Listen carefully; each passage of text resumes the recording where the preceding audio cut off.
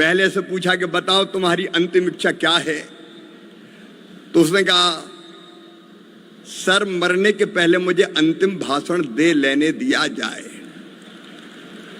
दूसरे से पूछा तुम्हारी अंतिम इच्छा क्या है, बोले साहब इसके भाषण के पहले ही मुझे फांसी दे दी जाए। तो भाषण के बारे में अब मैं आपकी मानसिकता समझ रहा हूं, लेकिन समापन तो करना है। और इसलिए मंच पर विराजमान हमारे यशस्वी और कर्मठ अध्यक्ष आदरणीय श्रीमान सीपी जोशी जी, पहली गेंद पे ही सिक्सर लगाने वाले और अब छक्के पे छक्का मार रहे हैं, हमारे यशस्वी मुख्यमंत्री आदरणीय भजन लाल जी, इतने अल्प समय में जो काम उन्होंने किया है 45% संकल्प पूरे, मैं उनको हृदय से बधाई देता हूं, उनका अभिनंदन करता हूं।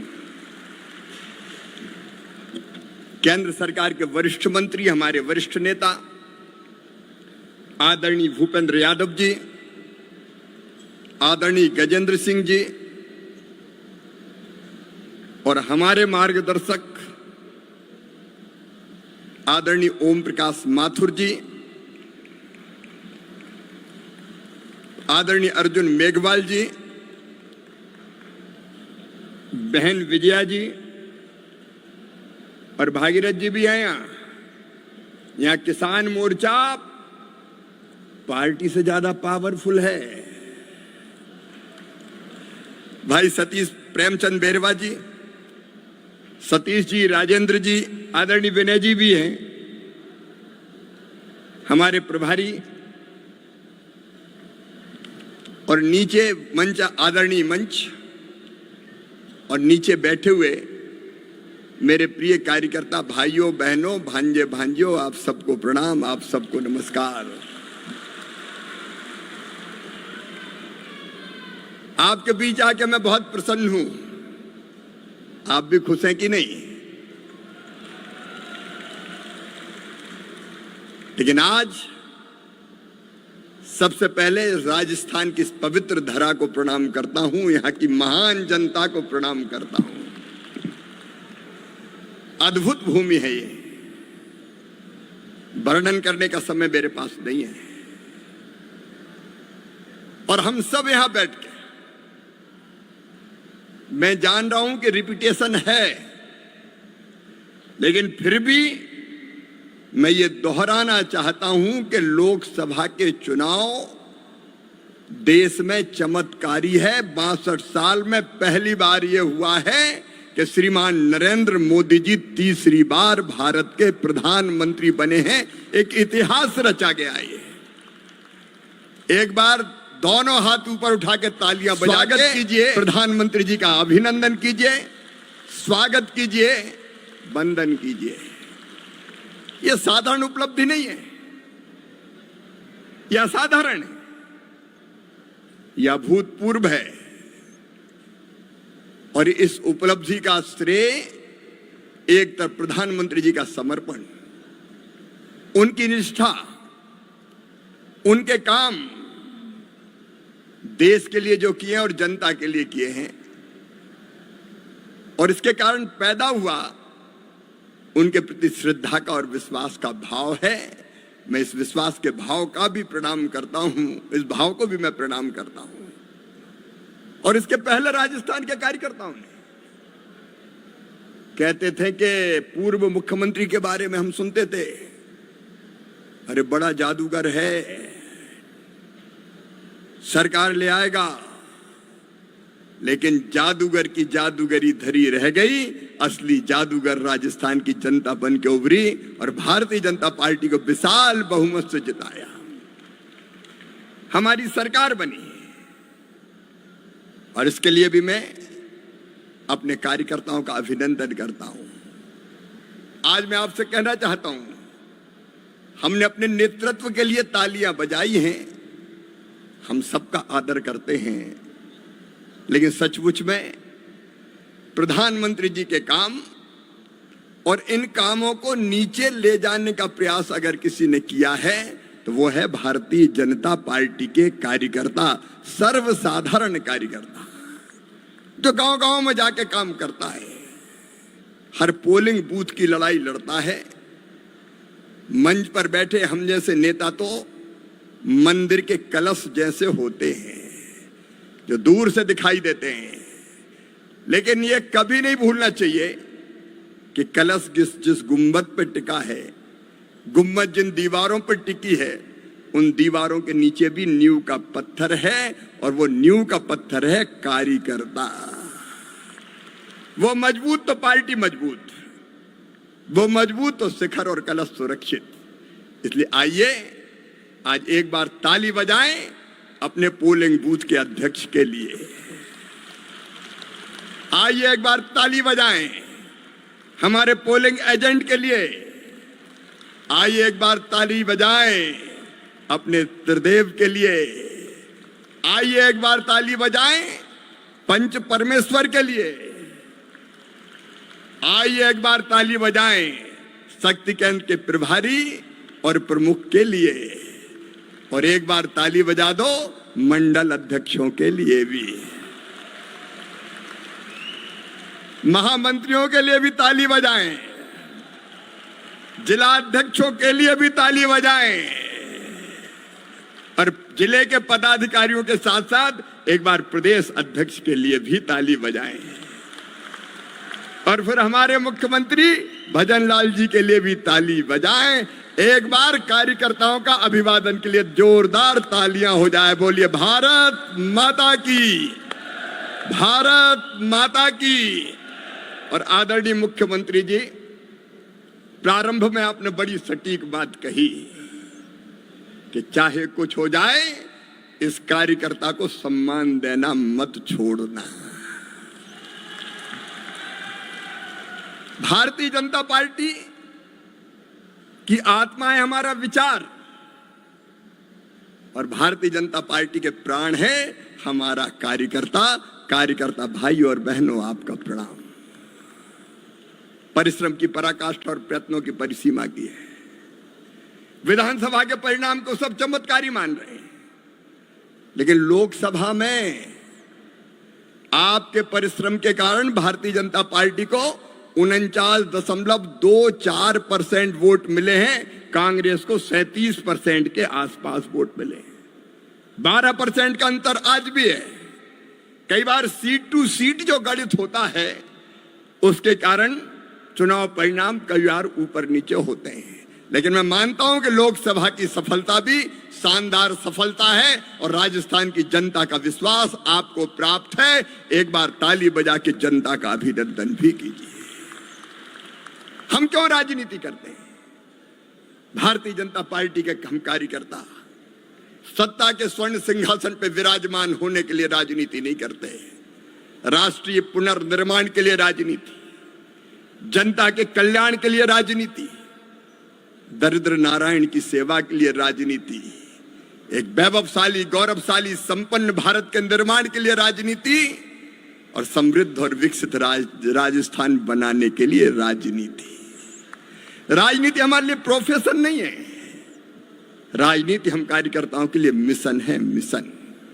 याद करो हमारे पहले अध्यक्ष जिन्होंने भारतीय जनसंघ की स्थापना की थी, उन्होंने कहा था उस समय गरज कर, एक देश में दो निशान, दो विधान, दो प्रधान नहीं चलेंगे, और स्वतंत्र भारत में देश की अखंडता के लिए अगर सबसे पहला बलिदान दिया था तो डॉक्टर श्यामा प्रसाद मुखर्जी ने दिया था। हम इस भारत के निर्माण के लिए काम करने चले थे, और आज मुझे गर्व है कार्यकर्ता के नाते अपने प्रधानमंत्री नरेंद्र मोदी जी पर। डॉक्टर मुखर्जी ने कहा था, और जैसे ही पूर्ण बहुमत की, शानदार बहुमत की सरकार बनी, कश्मीर से धारा 370 समाप्त हो गई। एक देश में दो निशान और दो विधान नहीं है, दो प्रधान भी नहीं है। आज मैं सारे काम नहीं गिनाना चाहता, लेकिन जरा दिल पे हाथ रख के सोचो, अगर नरेंद्र मोदी भारत के प्रधानमंत्री नहीं होते, अगर भारतीय जनता पार्टी सरकार में नहीं आती, अमित शाह जी जैसे गृह मंत्री नहीं होते तो दिल पे हाथ रख के बताना, कश्मीर से धारा 370 हटती क्या? जोर से बताओ, हटती क्या? राम मंदिर बनता क्या? और आज जो भारत की स्थिति अभी देखिए आप, प्रधानमंत्री जी का रूस दौरा हुआ, सर्वोच्च सम्मान प्रधानमंत्री जी को मिलता है, केवल रूस का नहीं, दुनिया के कई देशों का। लेकिन एक बात याद रखना और ध्यान से सुनना, भारत अब किसी का पिट्ठू और पिछलग्गू नहीं है। हम रूस के साथ भी है, हम अमेरिका के साथ भी है, लेकिन ना तो रूस के पीछे है ना अमेरिका के पीछे है। भारत एक तीसरी ताकत बन के उभर रहा है। यह भारत है। कई बार जब दुनिया में नाटो देश अमेरिका के नेतृत्व में कोई एक फैसला करते हैं तो ये भारत था जिसने तय किया, प्रधानमंत्री नरेंद्र मोदी जी ने, कि राष्ट्रहित हमारे लिए सर्वोपरि है। अगर रूस से तेल लेना देश के हित में है तो हम और कोई की चिंता नहीं करेंगे, हम खरीदेंगे। हम सबके हैं, लेकिन हम किसी के पीछे नहीं है। मेरे प्रिय कार्यकर्ता बहनों और भाइयों, मोदी जी के नेतृत्व में एक वैभवशाली भारत, एक गौरवशाली भारत, एक संपन्न भारत, एक समृद्ध भारत और एक शक्तिशाली भारत का निर्माण हो रहा है, जिसकी पहले हमने कभी कल्पना नहीं की थी। और शक्तिशाली भारत की जैसी बात हुई, वैसे ही वसुंधरा जी भी मंच पर आ गई है, मैं उनका भी स्वागत करता हूं। देश को मजबूत बनाने के लिए और राजस्थान को आगे बढ़ाने के लिए हम सब एक सूत्र में बंधे हुए कार्यकर्ता हैं, एक सूत्र में बंधे हुए नेता हैं। आप देखिए, एक तरफ आज मैं समय नहीं रहना चाहता, लेकिन आज भारत की दुनिया में स्थिति क्या है? क्या कोई पहले सोचता था कि सर्जिकल स्ट्राइक हो सकती है, एयर स्ट्राइक हो सकती है? पिद्दी पिद्दी से देश हमें डराते थे, लेकिन मोदी जी ने कह दिया, हम किसी को छेड़ेंगे नहीं, लेकिन किसी ने अगर हमें छेड़ा तो उसे हम छोड़ेंगे नहीं। एक अलग भारत आज खड़ा है, लगातार आगे बढ़ रहा है। लेकिन एक हमारे मार्गदर्शक पंडित दीनदयाल उपाध्याय जी ने कही थी एक बात। उन्होंने कहा था, मानव जीवन का अंतिम लक्ष्य है परमात्मा की प्राप्ति। और भगवान कैसे मिलेगा? उन्होंने कहा कि मैं नहीं जानता कि मंदिर में जाके भगवान की आरती करेंगे तो भगवान प्रसन्न होकर दर्शन देंगे कि नहीं देंगे। मैं ये भी नहीं जानता कि तीज और त्योहारों पर व्रत और उपवास रखेंगे तो नारायण प्रसन्न होंगे कि नहीं होंगे। मैं ये भी नहीं जानता कि हिमालय की घनघोर तपस्याओं में बैठ के, गुफाओं में बैठ के तपस्या करेंगे तो भगवान दर्शन देगा कि नहीं देगा। लेकिन उन्होंने कहा था कि यदि दीनों की सेवा कर ली, दुखियों की सेवा कर ली, अरे अगर गरीबों की आंखों के आंसू पहुंच दिए तो गरीबों की उन्हीं आंखों में तुम्हें साक्षात नारायण के दर्शन होंगे, साक्षात परमात्मा दिखाई देगा। उन्होंने कहा था, ये दरिद्र ही तुम्हारा नारायण है, इसी की सेवा तुम्हारे लिए भगवान की पूजा है। और मुझे कहते हुए प्रसन्नता है, चाहे केंद्र सरकार हो मोदी जी के नेतृत्व में, एक एक योजना देख लो। क्या निःशुल्क राशन देना दरिद्र नारायण की पूजा नहीं है? क्या गरीबों के घर बनाना? और जैसा यहां उल्लेख किया, तीसरी बार सरकार का पहला फैसला वो किसान सम्मान निधि किसान के खाते में डालने का फैसला था। और कैबिनेट का पहला फैसला, मंत्रिमंडल के साथियां बैठे, वो फैसला था गरीबों के लिए 3 करोड़ घर बनाने का, जिनमें से 2 करोड़ गांव में बनेंगे। सैद्धांतिक रूप से कैबिनेट ने पारित किया। क्या गरीबों के घर बनाना दरिद्र नारायण की पूजा नहीं है? उजला रसोई गैस कनेक्शन दरिद्र नारायण की सेवा नहीं है? मैं उन योजनाओं को गिनाना नहीं चाहता, समय ज्यादा जाएगा। लेकिन 4 जातियां प्रधानमंत्री जी ने कही है, मित्रों, ये कार्यकर्ता कभी ना भूले। 4, 1 गरीब, दूसरा किसान, तीसरी मेरी बहनें, माताएं, बहनें, और चौथा नौजवान।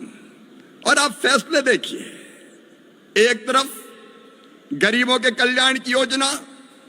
और दूसरी तरफ मैं भजन लाल जी आपको बधाई देना चाहता हूं कि प्रधानमंत्री किसान सम्मान निधि के साथ साथ आपने मुख्यमंत्री किसान सम्मान निधि भी प्रारंभ करके किसानों की आय बढ़ाने का फैसला किया। देखो किसानों का भला कैसे होगा। कृषि मंत्री के रूप में मैं मानता हूं 6 काम हमको करने पड़ेंगे जो प्रधानमंत्री जी के नेतृत्व में हो रहे हैं, कर रहे हैं। नंबर 1, उत्पादन बढ़ाना। और उत्पादन बढ़ाना है तो सबसे पहली शर्त है सिंचाई की व्यवस्था करना। सिंचाई की व्यवस्था करके ही हमने मध्य प्रदेश में क्रांतिकारी परिवर्तन किया था। और आज मुझे खुशी है ये बताते हुए, जानकारी आपके पास आई है, राजस्थान मध्य प्रदेश का समझौता हो गया है। भारत सरकार मध्य प्रदेश और राजस्थान तीनों मिलके ये कांग्रेस नहीं कर पाई। कांग्रेस कर भी नहीं सकती थी। पानी कांग्रेस देती कहां से? अरे कांग्रेस में पानी नहीं बचा तो राजस्थान को पानी देगी कहां से? लेकिन पहले वसुंधरा जी ने विकास की, गंगा बहाई, और अब भजन लाल जी के नेतृत्व में मध्य प्रदेश से भी पानी ले लिया, हरियाणा से भी ले लिया, समझौता हो गया। अरे और तो और गुजरात से भी पानी ले आए भाई। तो हमको उत्पादन बढ़ाने के लिए पानी चाहिए, केवल पानी नहीं, अच्छे बीज से लेके बाकी व्यवस्थाएं चाहिए। नंबर 2, उत्पादन की लागत घटाना है। उसके एक नहीं अनेकों प्रयत्न चल रहा है। 0% ब्याज पर कर्जा, ये उत्पादन की लागत घटाना है। किसान सम्मान निधि खाद बीज का प्रयोग के लिए पैसा मिल जाए, उत्पादन की लागत घटाना है। और तीसरी चीज है उत्पादन का ठीक दाम देना। इसलिए अभी 14 फसलों की MSP को बढ़ाने का फैसला भारत सरकार ने किया है। अब बाजरा भी MSP पे खरीदो, आप श्री अन्न खरीदो और श्री अन्न खिलाओ भी जनता को, स्वास्थ्य भी बने। लेकिन चौथी चीज और है, अगर नुकसान हो जाए प्राकृतिक आपदा में तो उस नुकसान की भरपाई, उसके लिए फसल बीमा योजना जैसे इंतजाम। 5वीं चीज और है जिसके लिए राजस्थान सरकार काम कर रही है, वो है फसलों का विविधीकरण, डाइवर्सिफिकेशन। और आपने तय किया है कि 1 एकड़ में अगर कोई दूसरी फसल बागवानी की लगाता है तो शायद 7,000 रुपया मुझे बताए, 10,000 रुपया, 10,000 रुपया प्रति एकड़ किसान को दिया जाएगा। जो जिस चीज की जरूरत है वो चीज किसान पैदा करे। लेकिन एक अंतिम बात और वो है प्राकृतिक खेती। प्रधानमंत्री जी की तड़फ मैंने देखी है मित्रों, धरती को बचाने की जो तड़फ उनके दिल में थी। कैसे अधिक केमिकल फर्टिलाइजर के उपयोग के कारण धरती मां का स्वास्थ्य बिगड़ रहा है।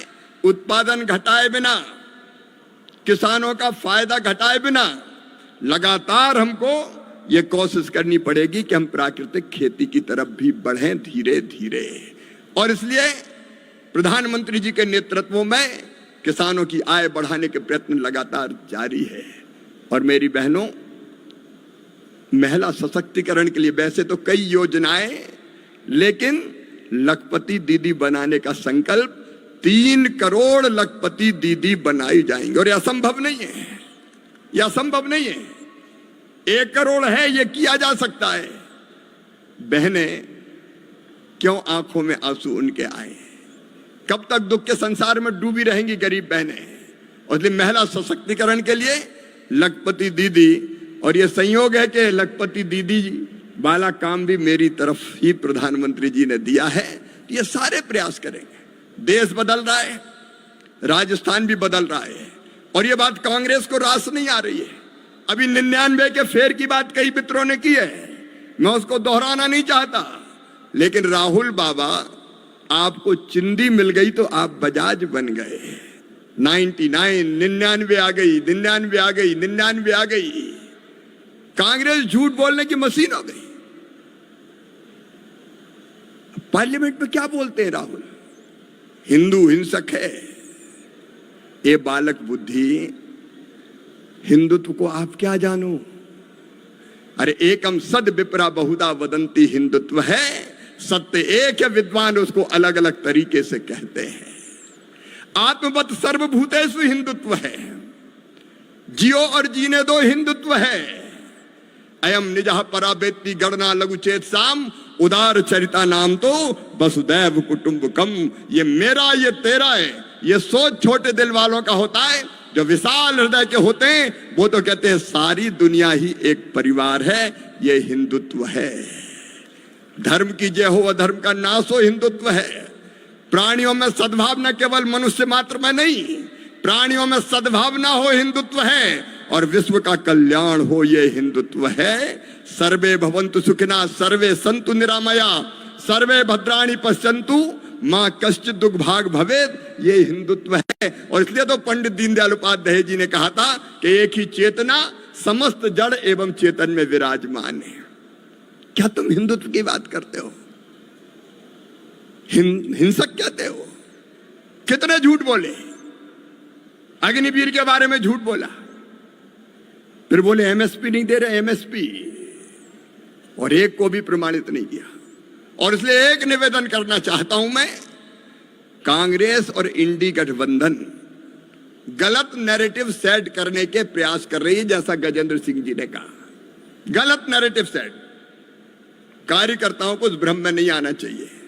एक, हमारी ये जो विजय है, तीसरी बार मोदी जी का प्रधानमंत्री बनना, ये अद्भुत और अभूतपूर्व है, ये ऐतिहासिक है। हम इसको ना भूलें, इसको ना भूलें।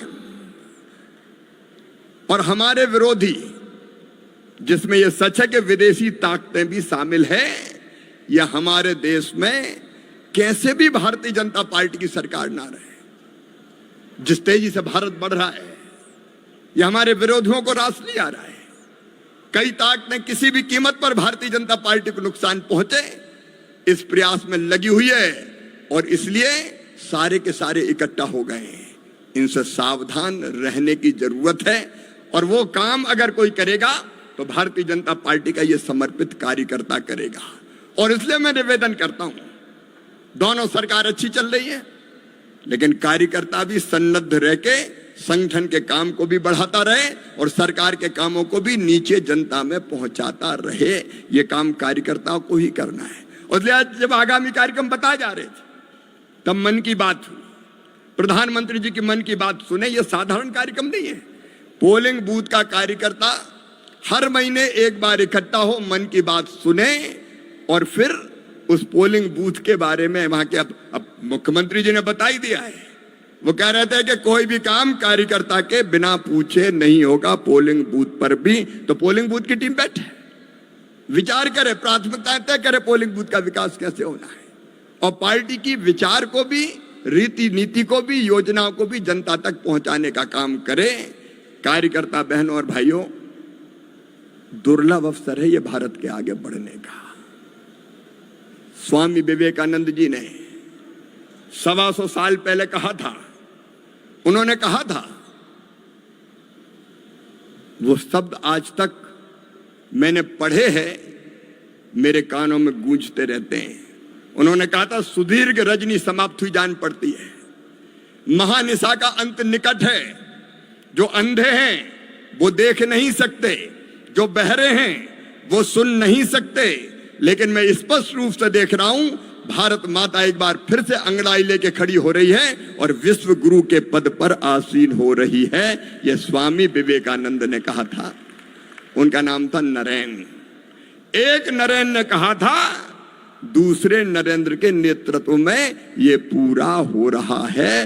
भारत विश्व का नेतृत्व करने की क्षमता हासिल कर रहा है और ये होना है। और ये करने का सौभाग्य हमारे हाथों को भी कार्यकर्ता के रूप में मिला है। मित्र, जवाबदारी अलग अलग हो सकती है। किसी के पास पोलिंग बूथ की होगी, किसी के पास मंडल की होगी, किसी के पास जिले की होगी, कोई मंत्री होगा, कोई विधायक होगा, लेकिन कार्यकर्ता तो हम सब है ना। और मैं मानता हूं स्वयं एक कार्यकर्ता के नाते कि नीचे बैठे पोलिंग बूथ का कार्यकर्ता और ऊपर मंच पर बैठे हुए नेता, दोनों की गरिमा समान है। वो कार्यकर्ता भी उतने ही महत्वपूर्ण है जो नीचे बैठ के काम करता है। और ये काम हम सबको मिलकर करना है। तो भारतीय जनता पार्टी के संगठन के इसके काम को नीचे तक विस्तार देते रहें और सरकार का काम भी कोई ये ना मान ले कि सरकारी कर्मचारी अधिकारी नीचे ले जाएंगे। ले जाएगा तो भारतीय जनता पार्टी का कार्यकर्ता ही ले जाएगा, तब उसका असर होगा और वो आपको ही ले जाना है। और इसलिए मैं अपील करता हूं, समय काफी हो गया है कि मित्रों अभी चैन से बैठने का समय नहीं है। अभी यहां बताया गया कि 5-5 उपचुनाव होना है और एक स्टेट एक चुनाव, इस अवधारणा को भी सरकार साकार करने जा रही है कि सारे चुनाव स्थानीय निकायों के एक साथ कर दिए जाएं। अब इन चुनाव के लिए भी हमें कमर कस के खड़े होना है। होना है कि नहीं होना? जोर से बताओ ना, होना है कि नहीं होना? और इसलिए गांव गांव जाएं, अलग जगाएं, जागरण का मंत्र फूकें, सरकार के काम को भी हर व्यक्ति तक ले जाएं और अपने विचार को भी नीचे तक फैलाएं, ताकि एक वैभवशाली, गौरवशाली, संपन्न, समृद्ध भारत का निर्माण और समृद्ध और विकसित राजस्थान का निर्माण हो सके। इसके लिए आप सबको मैं आज आह्वान करने आया हूं। इसके लिए अपने आप को समर्पित करें। मित्रों, याद रखो, हम केवल सत्ता के लिए नहीं है, हम है देश बनाने के लिए, हम है जनता की सेवा के लिए। जनता की सेवा ही हमारे लिए भगवान की पूजा है। इस काम को आप सब पूरा करें। सब तैयार है ना? जोर से बताएं, सब तैयार हैं? तो आइए हम अपने स्थान पर खड़े होकर संकल्प लेंगे कि हमारी तरफ जो काम है वो पूरी मेहनत और ईमानदारी से करेंगे। हम एक संकल्प के साथ कि मां के नाम पे एक पेड़ जरूर लगाएंगे। सब लगाएंगे? तो उठाइए दोनों हाथ, बांधिए दोनों मुट्ठी।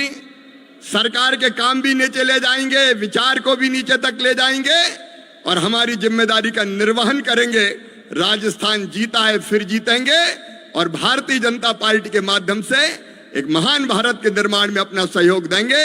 ये संकल्प लेने के लिए उठाइए दोनों हाथ, बांधिए दोनों मुट्ठी और मेरे साथ बोलिए, भारत माता की, भारत माता की, भारत माता की।